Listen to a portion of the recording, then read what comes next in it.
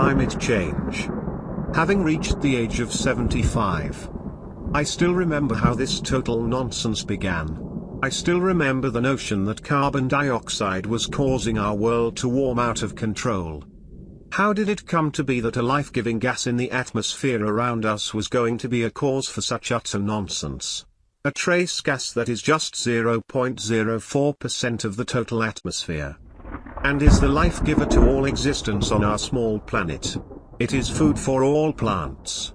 It's converted into sugars through sunlight that feeds our world.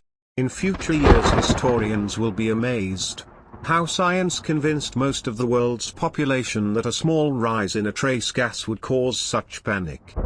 Climate change. Or as it used to be called, global warming. That is before the planet ceased warming as much as they thought it would. I can still vividly remember that day in 1974 started with the implementation of the 3-day week, one of several measures introduced by Edward Heath's Conservative government to conserve electricity, the generation of which was severely restricted owing to industrial action by coal miners and railway workers.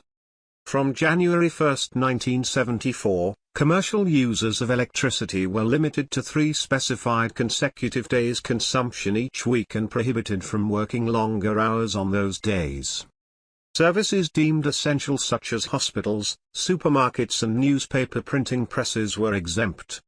In 1974 I worked in London for a large art studio called Art Shop. I was on the night shift and they got around not having any electricity on their designated days by hiring a giant generator that used to hum away in the background while we worked on artwork for surrounding ad agencies. By 1979 Margaret Thatcher stormed into power with handbag over one arm. She was ready to do battle and get the great British lion roaring again. She cast aside the 5 years of socialism we had just endured with Harold Wilson and James Callaghan.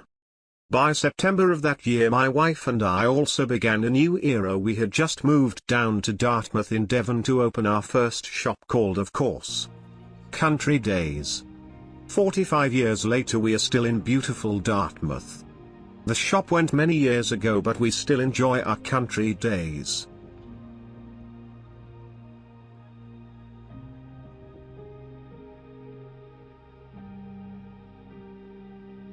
Our first shop in Dartmouth was right on the quay. We opened our doors and began our shopkeeping career. At first we sold only items we had produced with our own hands. I was making gold and silver jewelry. Lynn produced a beautiful range of children's clothing. To supplement our own work we had many offers to add other people's creations. This allowed us to sell many more items. We were on our way.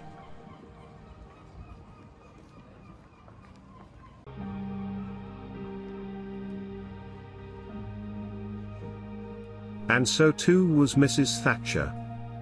In the 1980s the coal miners returned to haunt the Conservative government, striking for more pay. They tried to cripple the country's power supplies. Helped by the legendary union leader Arthur Scargill, the miners went to war on the picket line with the Iron Lady. She decided the country would never again be held to ransom by the miners.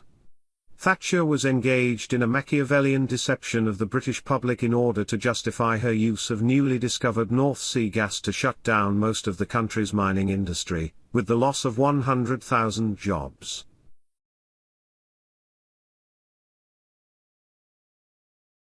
Thatcher met with the independent scientist, James Lovelock, in May 1984. 2 years earlier, Lovelock had published his seminal book, Gaia, A New Look at Life on Earth, which introduced his controversial Gaia hypothesis, suggesting the Earth was a single living organism. He warned that climate change would ultimately mean that most of the surface of the globe will change into desert. Lovelock later became patron of the supporters of nuclear energy. The industry group was set up by Sir Bernard Ingham, Thatcher's friend and press secretary before becoming a lobbyist for British Nuclear Fuels, BNFL. Lovelock's meeting would later resurface as evidence that she simply used climate change to promote her nuclear agenda. So the die was cast, She put money on the table to the UK Met Office to come up with anything that would prove that burning fossil fuels, coal, would cause the climate to change. The pioneering and brilliant Sir Crispin Tickell first heard of climate change during the Stockholm Conference of Scientists in 1972. He also happened to be among the advisors taken on an official visit to France with the Prime Minister shortly afterwards. With the money given to the UK Met Office, a new climate modelling unit was established. This eventually was the beginnings of what was to become the IPCC, Intergovernmental Panel on Climate Change. It looks like Margaret Thatcher is not really to blame for the whole sorry tale of global warming and climate change. It looks like the tale she spun to the miners just got out of hand. But if anyone out there still believes that we need to curb our use of fossil fuels, then I pity your so-called intelligence. I really do.